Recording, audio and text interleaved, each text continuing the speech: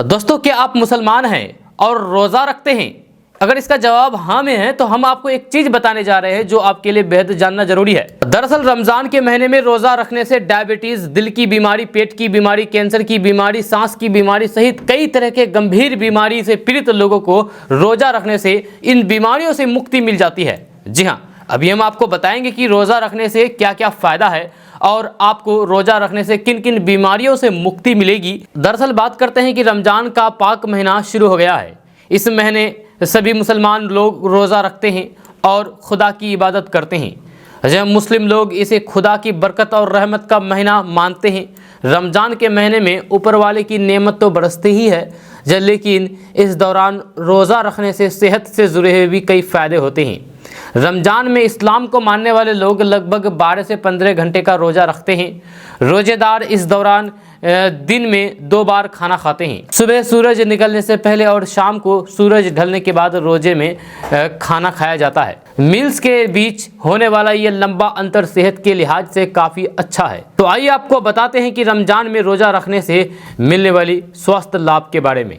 तो रोज़ा रखने से कई शारीरिक फायदे, जिस्म की अंदरूनी बीमारियों से निजात मिलती है। जब माह रमज़ान में 30 दिन को रोज़ा इंसान के जिस्मानी और फिर रूहानी ताकतों को मजबूत बनाता है। रोज़े हमें भूखे रहने का एहसास भी दिलाता है, यह साथ ही साथ इंसानियत की तालीम भी देता है। रोज़ा जिस्म की अंदरूनी बीमारियों का खात्मा करने का बेहतरीन जरिया है। आज की भाग दौड़ की ज़िंदगी में इंसान को अपने अपने मजहबी तरीके से रोज़ा या फिर उपवास बेहद ज़रूरी है। रोज़े का एक साइंटिफिक नज़रिया है। इस संबंध में जानकार बताते हैं कि पहले 2 रोज़े से ब्लड शुगर लेवल गिरता है, यानी कि खून से चीनी के खतरनाक असरात का दर्जा कम हो जाता है। जब दिल की धड़कना सुस्त हो जाती है और खून का दबाव कम हो जाता है। नसों में जमा शुदा ग्लूकोज को आज़ाद कर देती है, जिसकी वजह से शरीर की कमजोरी का एहसास उजागर होने लगता है। जहरीली मादों की सफाई के पहले मरहले के नतीजे में सर दर्द, सर का चकराना, मुंह की बदबू ख़त्म हो जाती है। वहीं पर तीसरे से 7वें रोजे तक जिस्म की चर्बी टूट फूट का शिकार होती है और पहले मरहले में ग्लूकोज में बदल जाती है। जब कुछ लोगों की त्वचा मुलायम और चिकनी होती है, जिस्म भूख का आदी होना शुरू हो जाता है और इस तरह साल भर मशरूफ़ रहने वाला, यानी कि बिजी रहने वाला हाजमा सिस्टम ठीक हो जाता है। खून के सफ़ेद जरजूम और इम्यूनिटी में बढ़ोतरी शुरू हो जाती है। हो सकता है रोज़ेदार के फेफड़ों में मामूली सी तकलीफ हो, इसीलिए कि जहरीली मादों यानी कि पदार्थों की सफाई का काम शुरू हो चुका होता है। यही पर नहीं, रोज़ा रखने से आंतों और कोलोन की मरम्मत का काम शुरू हो जाता है। आंतों की दीवारों पर जमा मवाद ढीला होना शुरू हो जाता है। 8वें से 15 रोजे तक रोज़ेदार पहले से ज़्यादा चुस्त महसूस करते हैं। दिमागी तौर पर भी चुस्त और हल्का महसूस करते हैं। हो सकता है कोई पुरानी चोट या जख्म महसूस होना शुरू हो जाए, इसीलिए कि आपका जिस्म अपने बचाव के लिए पहले से ज़्यादा एक्टिव और मजबूत हो चुका होता है। वहीं पर जिस्म पहले मुर्दा सेल्स को खाना शुरू कर देते हैं। रोज़ा रखने से जिस्म अपने मुर्दे सेल्स को खाना शुरू कर देता है, जिनको आमतौर पर केमोथेरेपी से मारने की कोशिश की जाती है।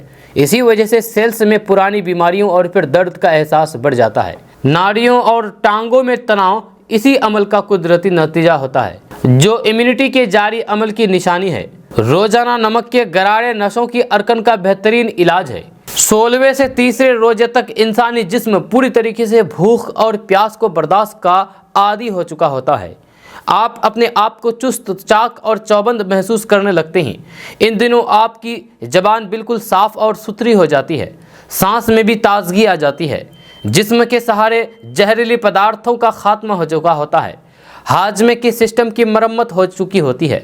जिस्म से फालतू चर्बी और ख़राब मादे निकल चुके होते हैं। बदन अपनी पूरी ताकत के साथ अपने फ़राइज़ अदा करना शुरू कर देते हैं। 20 रोजे के बाद दिमाग और याददाश्त तेज हो जाती है। तवज्जो और सोच को मरकूज़ करने की सलाहियत बढ़ जाती है।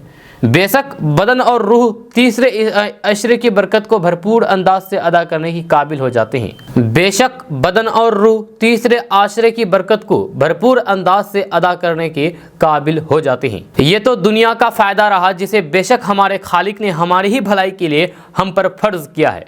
मगर देखिए उसके अंदाज़े कारनामा कि उसके अहकाम मानने से दुनिया के साथ साथ हमारी आखिरत भी संवारने का बेहतरीन बंदोबस्त कर दिया है। माह रमज़ान में 5 वक्त नियमित नमाजें अदा करने से जिस्मानी और दिमागी यानी कि शारीरिक और मानसिक शक्ति में वृद्धि होती है। नफ्स पर काबू पाने की सलाहियत में मजबूती आ जाती है। रोज़ा बुराइयों को कोसों दूर भगाने में मदद करती है। रोज़े की हर मज़हब में अपने खास अहमियत होती है। इससे जिस्म में पलने वाले परजीवी की खात्मा होती है।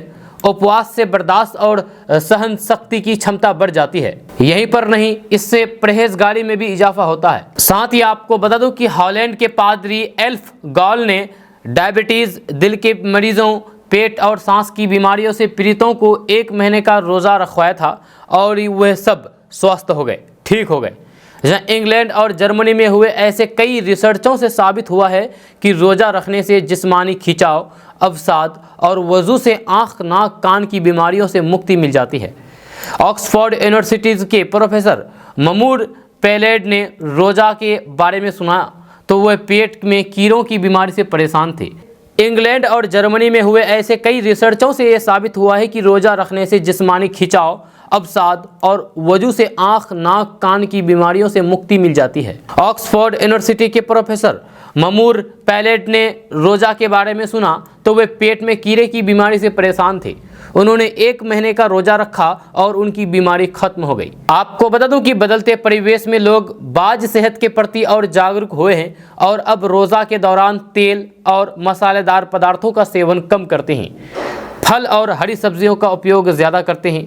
जब पहले गोश्त आदि ज़्यादा खाते थे, इससे नुकसान होता था। दरअसल रोज़ा रखने का निहार्थ ही बुराई से परहेज करना है।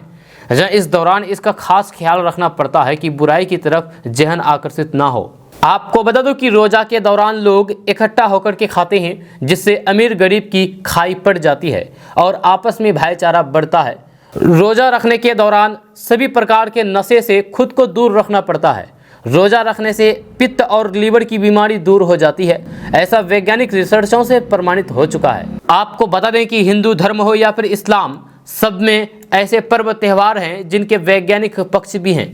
जब प्राचीन काल में पहाड़ों की गुफाओं और कंदराओं में फकीर और संत तपस्या करते थे।